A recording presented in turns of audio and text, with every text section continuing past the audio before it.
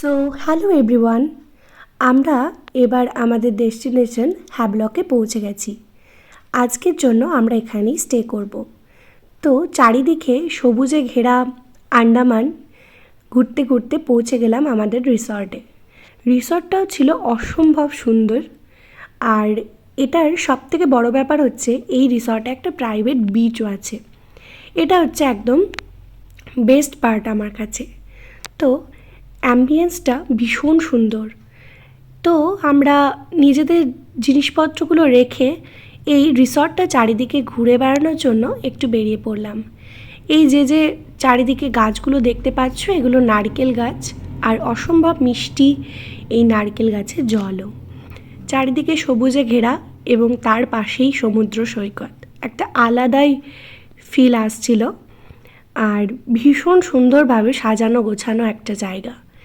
Havelock island এত সুন্দর যে দেখে মনে হয় যেন আনরিয়েল। মানে বেস্ট পার্ট হচ্ছে এর সৌন্দর্য। আর এই বিচে নিজেদের স্পেশাল দিনগুলো কাটানোরও ব্যবস্থা রয়েছে। আর চারিদিকে এত সবুজ, আর বেশ রাত্রেবেলা লাইটসও জ্বলে এই গাছগুলোতে, সুন্দরভাবে লাইটিংয়েরও ব্যবস্থা রয়েছে। তো আমরা জাস্ট এই প্রাইভেট বিচটাতে একটু ঘুরতে এলাম। এখানে অনেকে স্নানও করছিল।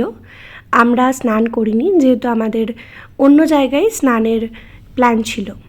আর এই যে সাদা যে বালি দেখা যাচ্ছে, এগুলো বেশিরভাগই কিন্তু কোরালের গুঁড়ো মেশানো, সেই জন্য এগুলো এত হোয়াইটিস। আর পায়ে একটু একটু ভুঁক ছিল। আর চারিদিকে এত সুন্দর ম্যানগ্রোভ ট্রিজ আমরা দেখতে পেলাম। এটা হচ্ছে কালাপাথার বিচ। তো কালাপাথার বিচের সৌন্দর্য আলাদাই লেভেলের। জল এত সুন্দর ওশেন ব্লু যে আমি এর আগে কোনো দিন এত বিউটিফুল ওশেন দেখিনি বলতে গেলে। চারিদিকে শুধু জল আর জল, আর কালারটা জাস্ট ওয়াও।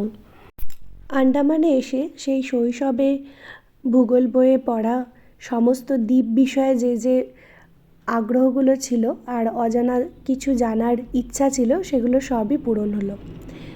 যতই সমুদ্রকে দেখছিলাম ততই মনে হচ্ছিল এই সমুদ্র কত বিশাল, কত কি বয়ে নিয়ে যায় নিজের সাথে, আবার ফিরিয়েও দেয়। এই সমুদ্রের রূপ কিন্তু ভয়ঙ্কর আবার সুন্দর, একটা অক্সিমোরন ব্যাপার তো রয়েছেই। তো আমরা এই জায়গাগুলো, আশেপাশের জায়গাগুলো এক্সপ্লোর করেছি কালাপাথারের।